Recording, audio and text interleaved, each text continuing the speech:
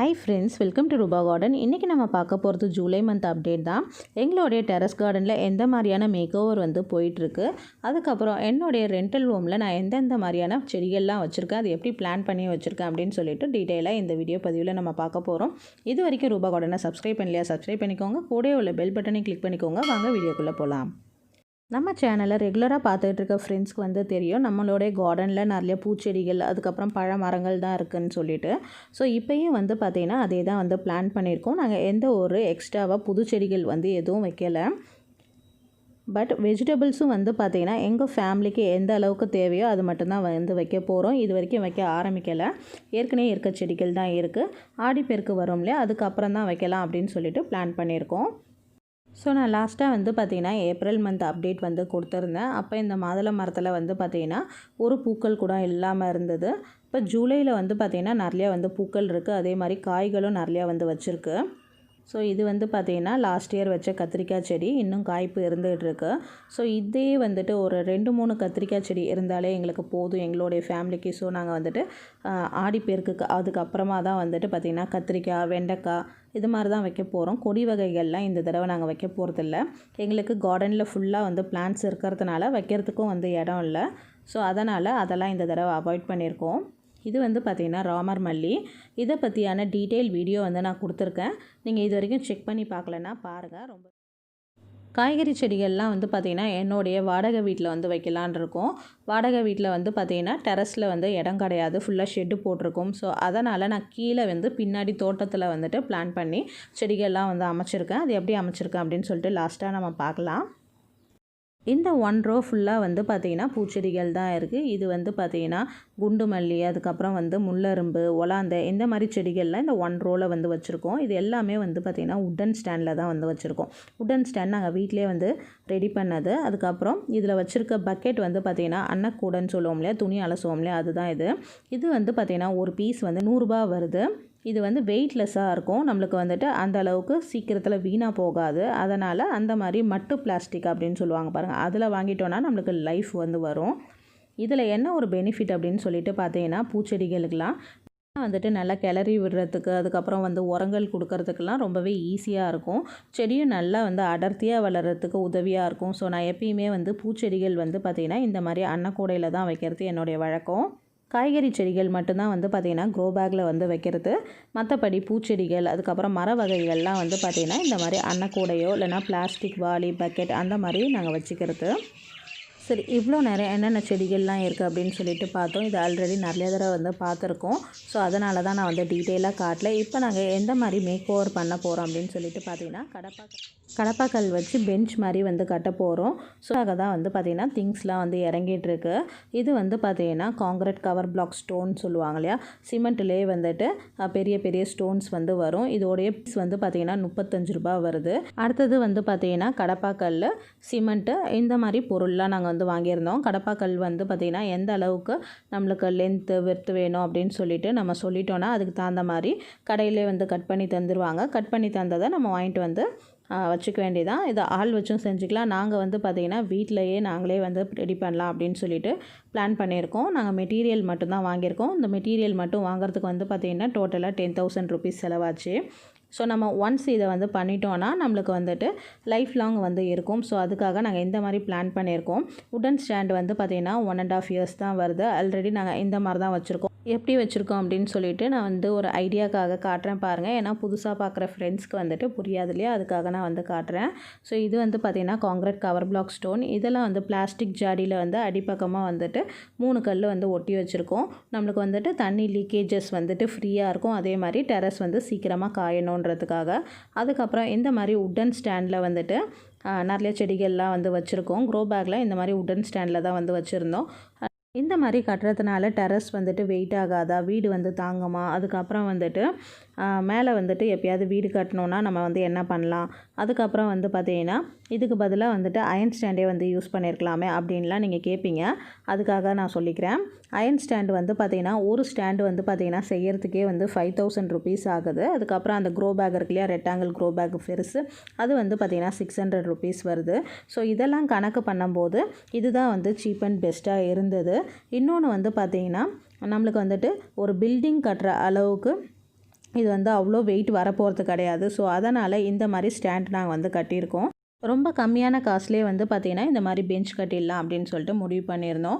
இந்த பெஞ்ச் கட்டும் போது நம்ம ஒரு 2-3 விஷயம் வந்து கவனிச்சோன்னா நம்மளோட பில்டிங் வந்துட்டு எந்த ஒரு பாதிப்புமே இல்லாமல் இருக்கும். அது என்ன அப்படின்னு சொல்லிட்டு சொல்கிறேன்.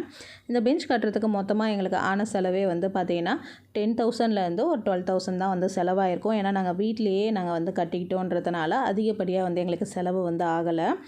ஸோ அதனால் நம்மளுடைய டெரஸ்க்கு வந்து பார்த்திங்கன்னா எந்த ஒரு பாதிப்புமே இருக்காது. சப்போஸ் நம்ம ஃப்யூச்சரில் பில்டிங் வந்து மேலே கட்ட போகிறோனாலும் இதெல்லாம் வந்துட்டு பேத்து எடுக்கிறது வந்து பார்த்திங்கன்னா ரொம்பவே சிம்பிளாக விஷயந்தான். ஏன்னா நம்ம கடப்பா கல்லுக்கு வந்துட்டு அடியில் 2 கல் தான் வந்து வச்சுருக்கோன்றதுனால ஈஸியாக இருக்கும். இன்னொன்று என்ன அப்படின்னு சொல்லிட்டு பார்த்தீங்கன்னா, ஃபஸ்ட்டு நாங்கள் வச்சுருந்த உடன் ஸ்டாண்டில் வந்து பார்த்திங்கன்னா அப்பப்போ வந்துட்டு லீக்கேஜஸ் வந்து இருக்கிறதுனால அந்த தட்டோடெல்லாம் வந்து பேத்திட்டு வந்துருச்சு. டெரஸ் கொஞ்சம் டேமேஜ் ஆகிடுச்சு. அதுக்காக தான் இந்த மாதிரி நாங்கள் கட்டிக்கலாம் அப்படின்னு சொல்லிட்டு பிளான் பண்ணியிருந்தோம். இந்த பெஞ்ச் வந்துட்டு நாங்கள் எந்த மாதிரி பிளான் பண்ணி கட்டிகிட்ருக்கோம் அப்படின்னு சொல்லிட்டு நம்ம வந்து பார்க்கலாம். எப்படி வந்து பிளான் பண்ணியிருக்கோம் அப்படின்னு சொல்லிட்டு பார்த்தீங்கன்னா, செவுத்தை ஒட்டின மாதிரியே நாங்கள் கட்டுறதுக்கு வந்து பிளான் பண்ணியிருக்கோம். ஸோ ஒன் சைடு வந்து நாங்கள் கம்ப்ளீட் பண்ணிட்டோம். இன்னொரு சைடு வந்து பார்த்திங்கன்னா இந்த உடன் ரேக்லாம் இருக்கு இல்லையா, அதில் இருக்க செடிகள்லாம் வந்து ஒரு சைடாக வந்து எடுத்து வச்சுட்டு இருந்தோம். ஸோ எடுத்து வச்சுட்டு வீட்டில் வந்துட்டு எந்த பகுதியில் வந்து செவுறு வருதோ, கீழே வந்துட்டு எந்த அளவுக்கு செவுறு வருதோ அந்த இடத்துல வந்துட்டு நாங்கள் ஸ்டாண்ட் கட்டலாம் அப்படின்னு சொல்லிட்டு பிளான் பண்ணியிருந்தோம். அந்த மாதிரி கட்டினோன்னா நம்மளுடைய பில்டிங்க்கு வந்து எந்த ஒரு பாதிப்புமே இருக்காது. சப்போஸ் நம்ம சென்டரில் மட்டும் கட்டுறோம் கண்டிப்பாக அந்த டைமில் நம்மளுடைய பில்டிங் வந்து வீக் ஆகிறதுக்கு வாய்ப்பு இருக்குது. ஸோ நாங்கள் ஏற்கனவே இருக்க ஸ்டாண்டெல்லாம் வந்துட்டு ஃபுல்லாக ரிமூவ் பண்ணிட்டோம். ரிமூவ் பண்ணிவிட்டு பிளான்ஸ்லாம் வந்துட்டு ஒரு சைடாக வந்து எடுத்து வச்சுட்டோம். ஒரு பக்கம் கட்டுறதுக்கு வந்து பார்த்திங்கன்னா கம்ப்ளீட்டாக 1 டே வந்து ஆகுது. லாக்டவுனில் நாங்கள் ஆள்லாம் வைக்காமல் நாங்களே வீட்டில் இருக்கவங்களே வந்து சேர்ந்து செய்கிறதுனால எங்களுக்கு வந்துட்டு 1 டே வந்து ஆச்சு. ஸோ இந்த சைடில் இருக்க பிளான்ஸ்லாம் வந்து நாங்கள் ஒதுக்கி வந்து வச்சாச்சு. இந்த இடத்துல நாங்கள் மார்னிங்கில் வந்து மார்க் மட்டும் பண்ணிட்டோம். அதுக்கப்புறம் வந்து வெயில் வந்துடும் அப்படின்னு சொல்லிட்டு மார்னிங்லேயே வந்து பார்த்திங்கன்னா மார்க் பண்ணிட்டோம். ஈவினிங்கில் வந்து இந்த ஒர்க்கை வந்து ஸ்டார்ட் பண்ணுறோம். ஈவினிங்கில் வந்துட்டு மார்க் பண்ண இடத்துல இருந்த தட்டோடகள்லாம் கொஞ்சம் பேத்தி எடுத்துகிட்டு அதுக்கப்புறமா அங்கே சிமெண்ட்டை வந்து அப்ளை பண்ணி இந்த ஸ்டோனை வந்து வைக்க போகிறோம். ஸோ இந்த வேலை தான் இப்போதைக்கு நடந்துகிட்டு இருக்கு. இந்த ஸ்டோனை வந்து வச்சதுக்கு அப்புறமா நம்ம கடப்பாக்கல்ல போட்டு சிமெண்ட் வந்து பூசணும். ஸோ இது வந்து நம்மளே கட்டும்போது ஒரு சில விஷயங்கள் வந்து கவனித்து தான் கட்ட வேண்டியதாக இருக்கும்.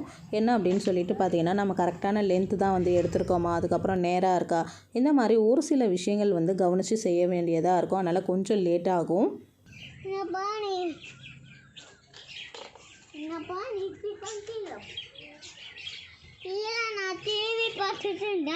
ஸோ நாங்கள் வந்து பார்த்திங்கன்னா இந்த ஒரு பக்கம் வந்து கட்டியிருந்தோம் இல்லையா, அதில் வந்து சிமெண்ட்லாம் வந்து அப்ளை பண்ணிகிட்டு இருந்தோம். இப்போ வந்து டேரெக்டாக எடுத்த உடனே நம்ம வந்து இது மேலே செடிகள் வந்து எடுத்து வைக்க முடியாது இல்லையா, இது வந்து நல்லா ட்ரையாக காயணும். காஞ்சதுக்கப்புறம் நம்ம ரெகுலராக வந்து தண்ணி வந்து ஊற்றிக்கிட்டே வரணும். அதுக்கப்புறமா தான் வந்து பார்த்திங்கன்னா நம்ம பிளான்ட்ஸை வந்து இது மேலே வந்து எடுத்து வைக்க முடியும். இது வந்து கம்ப்ளீட்டாக முடித்ததுக்கப்புறமா வரக்கூடிய வீடியோஸில் நான் வந்து அப்டேட் பண்ணுறேன் உங்ககிட்ட எப்படி இருக்குது அப்படின்னு சொல்லிட்டு. ஸோ பாருங்கள், நான் இது முடிக்கிறதுக்கே வந்து பார்த்திங்கன்னா நைட் ஆகிடுச்சு. நான் நைட்டில் தான் வந்து இதை வந்து ஷூட் பண்ணியிருக்கேன். ஸோ எப்படி வந்துட்டு நாங்கள் பண்ணியிருக்கோம் அப்படின்னு சொல்லிட்டு பாருங்கள். எங்கள் வீட்டில் இருக்க செடிகள்லாம் வந்து பார்த்திங்கன்னா அன்னக்கூடை அதுக்கப்புறம் பக்கெட்டில் தான் இருக்குன்றதுனால இது மேலே எடுத்து வைக்கிறதுக்கு எங்களுக்கு ரொம்பவே ஈஸியாக இருக்கும். ஸோ இந்த ஐடியா வந்து கண்டிப்பாக உங்களுக்கு யூஸ்ஃபுல்லாக இருக்கும்னு நினைக்கிறேன். ஸோ இந்த மாதிரி தான் வந்து பார்த்திங்கன்னா எங்களுடைய டெரஸில் வந்து நாங்கள் மேக்கோவர் வந்து பண்ணிகிட்ருக்கோம். கம்ப்ளீட்டாக வேலை வந்து முடியல. முடிஞ்சதுக்கப்புறமா வரக்கூடிய வீடியோஸில் நான் வந்து உங்களுக்கு அப்டேட் பண்ணுறேன். இப்போது என்னுடைய ரெண்டல் ரூமில் நான் எப்படி வந்துட்டு என்னென்ன செடிகளில் இந்த ஆடி மாதத்துக்கு வந்து வச்சுருக்கேன் அப்படின்னு சொல்லிட்டு நம்ம இதிலே வந்து பார்த்துடலாம். இது வந்து பார்த்திங்கன்னா என்னுடைய ரெண்டல் ரூமில் எனக்கு டெரஸில் வந்து இடம் கிடையாது. டெரஸில் வந்து ஷெட்டு போட்டிருக்கிறதுனால என்னால் அங்கே வந்து செடிகள் வந்து வைக்க முடியாது. அதனால் தோட்டத்தில் வந்து பார்த்திங்கன்னா கொஞ்சமாக எனக்கு இடம் இருக்கும். ஸோ அந்த இடத்துல தான் வந்து க்ரோ பேக்ஸ்லாம் அரேஞ்ச் பண்ணி நான் செடிகள் வந்து வச்சுருக்கேன். ஃபுல் அண்ட் ஃபுல் வந்து பார்த்திங்கன்னா வெஜிடபிள்ஸ் தான் வந்து நான் விதைகள் போட்டிருக்கேன். நல்லா வந்து வளர்ந்து வந்திருக்கு. இதெல்லாம் வந்து பார்த்திங்கன்னா கொத்தவரங்காய்.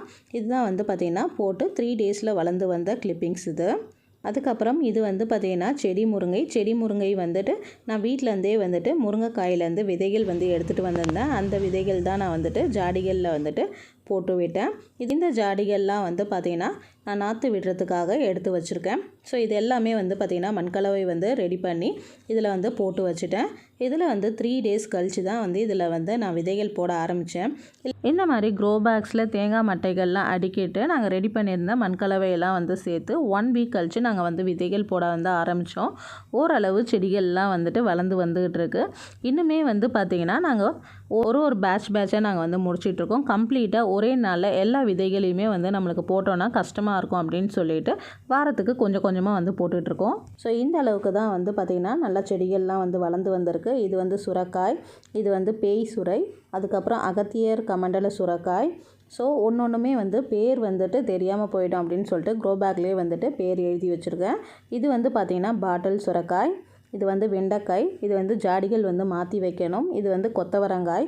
ஸோ நான் வந்து இன்னும் கம்ப்ளீட் பண்ணலை. இப்போ தான் கொஞ்சம் கொஞ்சமாக வந்துட்டு நான் விதைகள்லாம் வந்து நாற்று விட்டதெல்லாம் வந்து எடுத்து க்ரோ பேக்ஸில் வந்து வச்சுக்கிட்டு இருக்கேன். ஒரே நாள்லேயே நான் வந்து செடிகள்லாம் வந்து எடுத்து வைக்காமல் நான் என்ன பண்ணியிருக்கேன், ஒரு நாள் வந்து பார்த்திங்கன்னா தக்காளி, ஒரு நாள் வந்து கத்திரிக்காய், ஒரு நாள் பச்சை மிளகாய் அப்படின்னு பிரித்து வச்சு ஜாடிகளில் வந்து மாற்றி வச்சிட்ருக்கேன். ஃபுல்லாக கம்ப்ளீட்டாக நான் வந்து எல்லா க்ரோ பேக்லேயும் வச்சு வந்து முடிக்கலை. நான் கம்ப்ளீட்டாக என்னுடைய ரெண்டல் ஹோமில் கார்டன் வந்து அமைச்சிட்டு உங்கள் கூட வந்து ஷேர் பண்ணிக்கிறேன். இந்த வீடியோ பதிவு கண்டிப்பாக உங்களுக்கு பிடிச்சிருக்கும்னு நினைக்கிறேன். பிடிச்சிருந்துன்னா லைக் பண்ணிக்கோங்க. உங்கள் ஃப்ரெண்ட்ஸ் அண்ட் ரிலேட்டிவ்ஸ்க்கு மறக்காமல் ஷேர் பண்ணுங்கள். வரக்கூடிய வீடியோஸில் இன்னும் இன்ட்ரெஸ்டிங்காக பார்க்கலாம். நம்மளோட சேனலை வந்து சப்ஸ்கிரைப் பண்ணி வச்சுக்கோங்க. Thank you for watching.